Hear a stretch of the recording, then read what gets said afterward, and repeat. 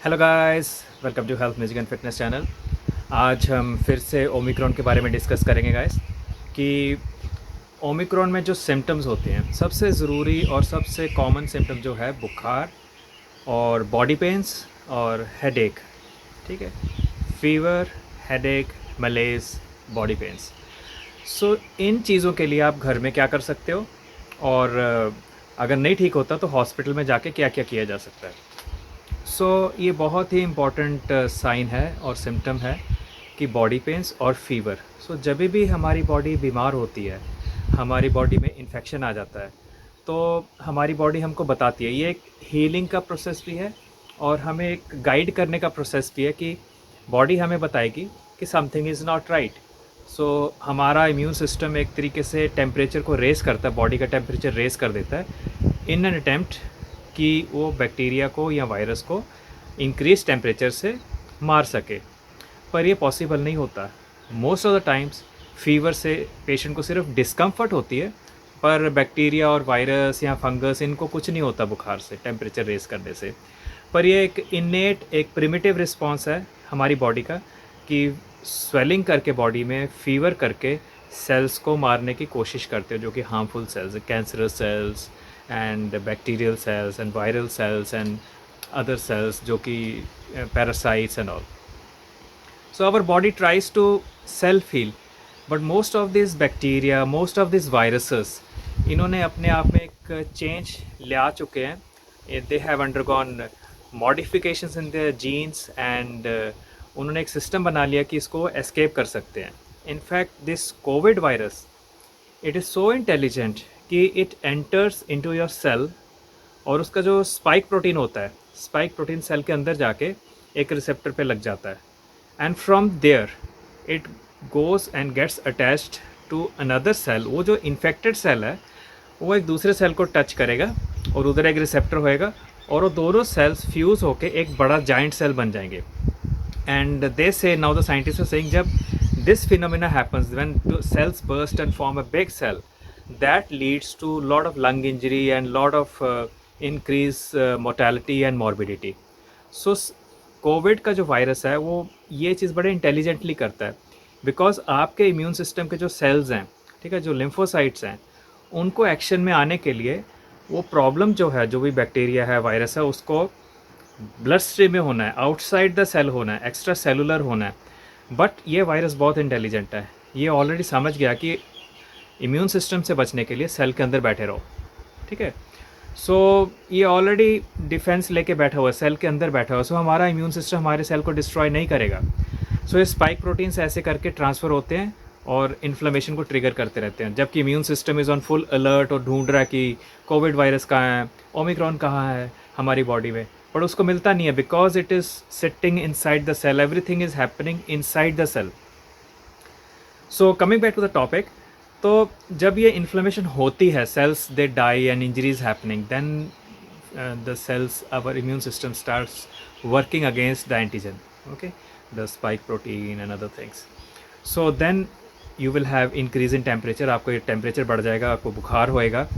और कोई भी बुखार अगर 98.4 डिग्री फ़ारेनहाइट से ऊपर होता है, personally I feel it is fever, because मेरा अगर 98.6 डिग्री फ़ारेनहाइट भी होता है, मेरे को बहुत ही ख़राब लगता है, मैं बेड से उठ नहीं सकता, जबकि सिर्फ 0.2 डिग्री फ़ारेनहाइट बढ़ता है fever, and I feel so unwell. But some medical books they say कि अगर 99 है तब फीवर मानना है, या 99 से ऊपर है, या 100 से ऊपर है फिर फीवर को ट्रीट करना है। I feel this is all wrong. अगर पेशेंट नॉर्मल नहीं फील कर रहा और थर्मामीटर में फ़ीवर आ रहा है, उस पेशेंट को ट्रीटमेंट की ज़रूरत है।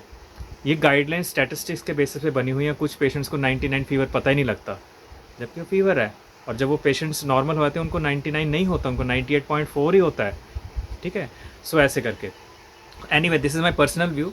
If the patient is febrile, if the patient is not feeling well, patient को गर्म लग रहा है, थर्मामीटर में टेम्परेचर रिकॉर्ड हो रहा है, so for me it is fever, and I think for the patient also it is fever. Treatment की ज़रूरत है। So I am recording in the outside environment, थोड़ी सी आवाज़ें आपको आएंगी because it's open, and but I like the sound of the wind and the leaves, and these are all planted by me and they are growing now well. So coming back to the topic, guys. So when you are not feeling well and you have fever and not and inevitably जब भी आपको बुखार होगा आपकी body टूटेगी, आपका शरीर टूटेगा, bones में पेन होएगी, मसल्स में फटीग होएगी, एक लैसिट्यूड होएगा, कि मलेस होएगा, आपको हेडेक होएगी. सो ये चीज़ें जैसे हैंड इन हैंड चलेंगे, भाई बहन है. अगर फीवर है तो बॉडी पेन्स होएंगे. Okay, 99.999% of the times whenever you are febrile, जब भी आपको बुखार है आपको शरीर में दर्द होएगा एंड आपको उल्टी जैसे दिल करेगा, बुखार और अच्छा नहीं लगेगा. सो ये सारा इकट्ठा ही होता है. And then what to do. So okay, now you have fever and मैं ये नहीं कह रहा कि ओमिक्रॉन से फीवर है या कोविड किसी और स्ट्रेन से फीवर हो गया या बैक्टीरिया से फीवर है. ये फीवर की मैनेजमेंट सब चीज़ों के लिए सेम है. और कोई भी बीमारी हो, किसी भी बीमारी करके अगर आपको फीवर हो रहा है तो किसी भी बीमारी करके अगर आपको फीवर हो रहा है, सो मैनेजमेंट फीवर की सेम ही रहेगी. ओके, सो ये चीज़ आपने माइंड में रखना है. सो देर आर मैनी मेडिसिन्स जो आप पेशेंट को दे सकते हो जिससे फीवर ठीक होता है. सो सबसे इम्पॉर्टेंट, सबसे चीपेस्ट एंड सबसे अच्छी मेडिसिन जो फीवर के लिए होती है, that is paracetamol. It is also, इसका जेनेरिक नेम है acetaminophen. And many people say it is an NSAID, but it is not an NSAID. It is acetaminophen and it is one of the safest drugs. but ये liver पे बहुत hit करती है. अगर आप बहुत high dose दोगे तो it can damage the liver also. और unnecessarily ये medicine नहीं खाना. और जब भी आपको बुखार है तब लीजिए. अगर आपको बुखार हो रहा है तो दिन में 3 बारी भी ले सकते हो. 500 मिलीग्राम 3 टाइम्स अ डे. अगर आप थोड़ा सा आपका वेट ज़्यादा है तो 650 milligram paracetamol 3 times a day ले सकते हो. मैं कभी भी 4 टाइम्स अ डे नहीं देता, बिकॉज अगर 3 टाइम्स अ डे पैरासीटामोल से आपका बुखार नीचे नहीं उतर रहा तो 4 टाइम्स अ डे लेने से भी बुखार नहीं टूटेगा आपका. Then something else you have to do. You have to add either steroids और you have to change the antibiotics and you have to increase the fluids or do some cold sponging or something. कुछ करना पड़ेगा आपको extra. सो हमें चाहिए कि paracetamol 650 milligram 3 times a day सकते हो. जब दे 650 मिलीग्राम 3 टाइम्स अ डे हम पेशेंट को दे सकते हैं. और अगर फीवर नहीं उतरता so there are some common remedial measures जो कि हम घर में कर सकते हैं. सो उसके लिए क्या कर सकते हो आप, कोल्ड स्पॉन्जिंग कर सकते हो. सो कोल्ड स्पॉन्जिंग कैसे करना है. सो देखिए, कोल्ड स्पॉन्जिंग का एक बहुत ही इंपॉर्टेंट टेक्निक है. ज़्यादा ठंडा पानी नहीं होना चाहिए. हम कोल्ड स्पॉन्जिंग बोलते हैं पर आइस कोल्ड वाटर नहीं लेना. ठीक है, बिकॉज अगर आप आइस कोल्ड वाटर लोगे सो आइस कोल्ड वाटर क्या करेगा, आपकी सारी आर्टरीज़ का स्पेज़म कर देगा. क्योंकि आर्टरीज़ ने ही खुल के ब्लड को स्किन में भेजना है और ताकि आपका फीवर कम हो सके. अगर हम उसी चीज़ को हम कंस्ट्रिक्ट कर देते हैं, हम ठंडक से एक्सपोज करके उसको आइस कोल्ड से एक्सपोज करके आर्टरी को ही कंस्ट्रिक्ट कर देते हैं, सो फीवर कहाँ से उतरेगा. Okay, so normal temperature water जो कि टैप में आता है वो ले सकते हो आप. आप कोई भी टॉवल ले लो या कॉटन ले लो या कुछ भी ले लीजिए. बैनियन को भिगो लीजिए अगर टॉवल नहीं है आपके पास साफ. ठीक है, साफ बैनियन को ले लीजिए. बड़ा सॉफ्ट हीलिंग सा कपड़ा होता है बैनियन का, इसलिए कह रहा हूँ. तो ये आपने कहाँ कहाँ पे लगा सकते हो. कोल्ड स्पॉन्जिंग अगर सिर्फ आप बालों में पानी फेंकी जाओगे उससे फीवर नहीं उतरेगा. So you can wet the hair. Okay, पूरा अच्छे से ऐसे कपड़ा लेके उसे पानी अच्छे से डाल के. सो अगर बच्चा लेटा हुआ है, पेशेंट लेटा हुआ है, सो यू कैन जस्ट ऐसे करके स्क्वीज़ कर सकते हो. ऐसे करके पूरा सिर गीला कर दीजिए. कोई बेड गंदा होने दीजिए, बेड गीला होने दीजिए. एंड फोरहेड पे आप पट्टी रख के गीली उठा लीजिए. रखे नहीं रखना. ठीक है, गीला कपड़ा रखना है, उठा लेना है. चीक्स पे, नेक पे, आर्मपिट्स. ओके, आर्मपिट्स पे रखिए, उठाइए. पूरी बाजू पे रखिए, उठाइए. And chest, abdomen, back, legs, thighs and हाथ पैर के सोल्स. ठीक है, पाम्स एंड सोल्स. सो जो ज़्यादा टेंडर एरियाज़ होते हैं हमारी बॉडी में उधर से फीवर ज़्यादा उतरता है. ठीक है, जैसे ग्रॉइंस हो गए, ग्रॉइंस में ज़्यादा चोट लगती है, वो ज़्यादा टेंडर स्किन है. ठीक है, ग्रॉइंस, एक्सिला, फेस, चीक, नेक, पाम्स, पैरों के सोल्स, तलियाँ. ठीक है, सो इन जगह से फीवर ज़्यादा उतरता है, ज़्यादा जल्दी उतरेगा. सो अगर आपको बहुत अच्छा इफ़ेक्ट चाहिए, सो आप पेशेंट को पैरासीटामोल टैबलेट दे सकते हो और उसको एडवाइस कर सकते हो उसके रिलेटिव को कि आप कोल्ड स्पॉन्जिंग करते रहिए जब तक फीवर नॉर्मल नहीं हो जाता, सो उतरेगा। What I do with my son, whenever my son gets febrile, कभी ना कभी बुखार होता है बच्चे को भी, तो I tell him to stand under the shower, और ठंडा शावर हम ऑन कर देते हैं, जो नॉर्मल पानी टेम्परेचर होता है शावर का उसे हम ऑन कर देते हैं। And Eric loves to stand under the shower जब भी उसको बुखार होता है, which is such a big blessing, क्योंकि जैसे ही बेटा शावर के नीचे खड़ के बात लेगा, with in 5 minutes the fever crashes and he is totally fine. फिर वो कहेगा पापा अपना फ़ोन दे दो, मैंने खेल रहा है। So it is that effective. So cold sponging is so effective. कई बार पैरासीटामोल नहीं असर कर रही होती, सो मैं कहता हूँ बेटा शावर ले लो, फिर मेरा फ़ोन ले लो और खेल लो। सो ही जल्दी से he will not be feeling well and he will be like this, having chills and rigors and all those things, and कहेगा पापा, तो फिर मैं कहूँ बस अगर खेलना तो शावर ले ले। वो शावर लेगा, with in 5 minutes the fever is gone. और वो फीवर ऐसे नहीं कि थोड़ी देर के लिए चला गया और वापस आ गया, वो it's gone for some good time, like 4-5 hours के लिए चले जाता है। सो कई बार सोने से पहले हम नहला देते हैं एंड ही इज़ फाइन, पूरी रात अच्छे से निकल जाती है और सुबह तक एंटीबायोटिक असर कर जाती है।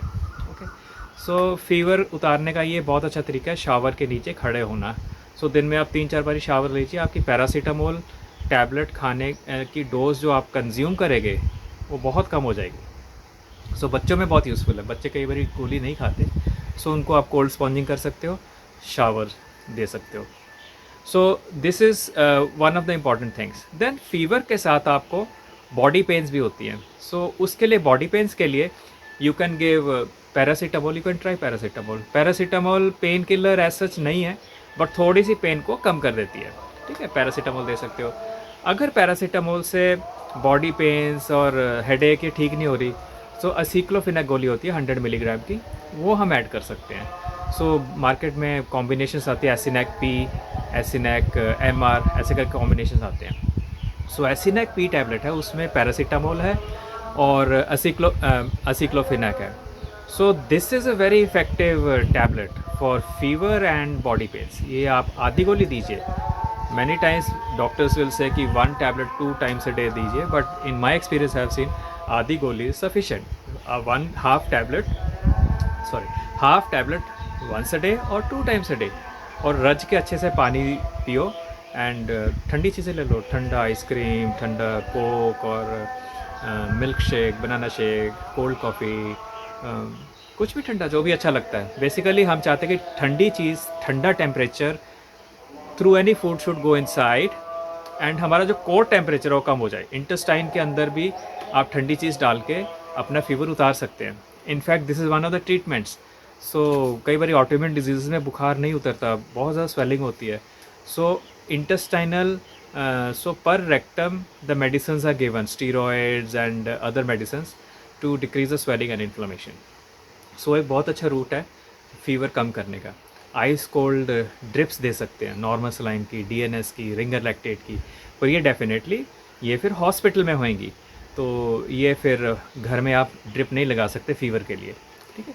सो फीवर के लिए जस्ट ऑफ द टॉपिक, सो जब भी आपके पेशेंट को फीवर है, सो याद रखना है, for every 1 degree rise of temperature you have to add 500 ml of IV fluids in 24 hours, ठीक है। अगर आपको 3 डिग्री टेम्परेचर ज़्यादा बढ़ा है, ठीक है, 24 घंटे ऐसे रहा है, सो आपको 1500 ml IV फ्लूइड एक्स्ट्रा देना है, ठीक है, क्योंकि आपके सांस में, आपके यूरिन में, आपकी बॉडी से इवेपरेशन हो रही है फीवर के करके, ज़्यादा हो रहा है, एंड वो डेफिसिट आपने कंट्रोल करना, नहीं तो किडनी डैमेज होएगा, लिवर डैमेज होएगा, because in a dehydrated state high dose of paracetamol is going inside.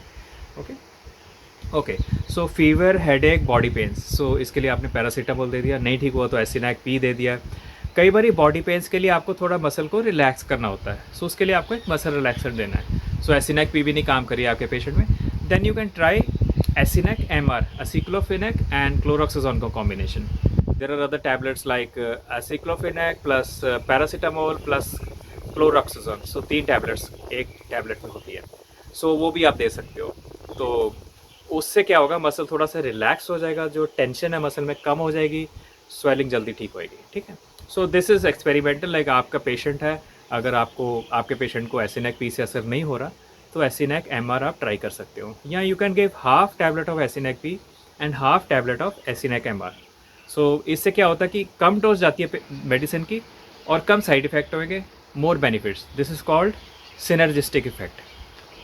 So after this, then comes steroids. Okay, so steroids for fever. So there are many diseases जिसमें कि बुखार हो जाता है। ज़रूरी नहीं कि इन्फेक्शन हो, कई बारी मैलिग्नेंसीज होती हैं, मैलिग्नेंसीज में फ़ीवर होता है। सो वो बुखार जैसे लिम्फोमास का बुखार होता है या कोई और ल्यूकीमिया की फ़ीवर है, सो वो ऐसे नहीं ठीक होएगा, वो पैरासीटामोल से यूजुअली नहीं ठीक होएगा, उसके लिए आपको स्टीरॉयड देना पड़ेगा। So you can give, because steroids are very important antiemetic and anti edema medicines and antipyretic also. So बुखार भी नहीं होता उससे। सो वो फीवर क्रैश करने के लिए first you try paracetamol, then you try Acenac P and then you try corticosteroids. So steroids में सबसे cheapest and best medicine is prednisolone. So tablet होती है और उसके इंजेक्टेबल फॉर्म्स भी आते हैं, मिथाइल प्रेडनिसोलोन आता है।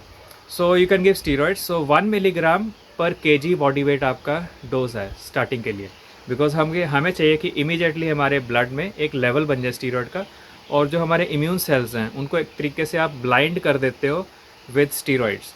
सो इम्यून सिस्टम को एंटीजन नहीं दिखेगा, जबकि एंटीजन सामने होगा तो इम्यून सिस्टम कोई नुकसान नहीं करेगा, कोई फीवर नहीं करेगा, कोई इन्फ्लेमेशन नहीं करेगा, कोई बॉडी पेन नहीं करेगा। सो एक चीज़ आपने याद रखना है, कोविड वायरस आपको नहीं मारता, हमारा इम्यून सिस्टम ही हमें किल कर देता है। हमारा इम्यून सिस्टम पागल हो जाता है कोविड वायरस को देख के, फिर वो सब जगह तबाही मचा देता है। अगर हम इम्यून सिस्टम को सप्रेस कर सकते हैं तो कोविड वायरस कुछ नहीं कर सकेगा। This is what the steroids do. जब आपको ओमिक्रॉन इन्फेक्शन हो जाता है या कोविड का कोई और वेरिएंट इन्फेक्ट कर देता है, सो स्टीरॉइड्स क्यों देते हैं? स्टीरॉइड्स इसीलिए देते हैं दैट लिंक ऑफ दैट जो कि बॉम्ब फटता है बॉडी में, वो ब्लॉक हो जाता है विद द स्टीरॉइड्स। ओके, सो चाहे वायरस होगा भी वो कुछ नहीं कर सकता, बिकॉज जब तक आप अपने इम्यून सिस्टम को इरिटेट नहीं करोगे, इम्यून सिस्टम कुछ नहीं करेगा। सो स्टीरॉइड्स एक तरीके से एक ब्लैंकेट इफेक्ट देते हैं, they cause a very nice soothing effect and the fever is prevented from happening. कुछ सेल्स होते हैं हमारे सेल्स में, मास सेल्स होते हैं एंड कुछ सम अदर लिम्फोसाइट्स होते हैं जो कि इन्फेक्शन में रोल प्ले करते हैं। सो उनको स्टीरॉइड्स एक तरीके से थोड़ा सा सप्रेस कर देते हैं, ठीक है, and then the fever doesn't happen, और if it is there it comes down and gets healed. So guys, इस वीडियो में सिर्फ इतना सा ही मैं डिस्कस करना चाह रहा था कि बिकॉज अभी ओमिक्रॉन चल रहा है, इसके बाद नेक्स्ट जो वेरिएंट अभी इन्होंने डिटेक्ट करा that is suppose to be very lethal और बहुत ज़्यादा उसका नुकसान होने वाला है। सो अभी वो चल पड़ा कि कुछ कंट्रीज़ में डिटेक्ट हो गया है। So we don't have to panic every time, we don't have to go to the hospital just for paracetamol. So ये चीज़ पैरासीटामोल वगैरह हम घर में रख सकते हैं, but definitely you have to ask your doctor. आप मेरी जो भी वीडियो वैसे देख के आप नॉलेज लेते हो, that is just for general understanding. मेरे videos, I am not endorsing that you should listen to my videos and you should treat yourself or treat the patient. अगर आपको प्रॉब्लम है या आपके पेशेंट को प्रॉब्लम है, please visit your doctor and follow his instructions. So guys, having said that, thank you for watching the channel, thank you for watching the videos. So guys, please do like and subscribe and hit the bell icon also, so that you can be made aware of the next video when we upload. I'm signing out guys, and stay in touch, stay healthy, God bless, bye bye.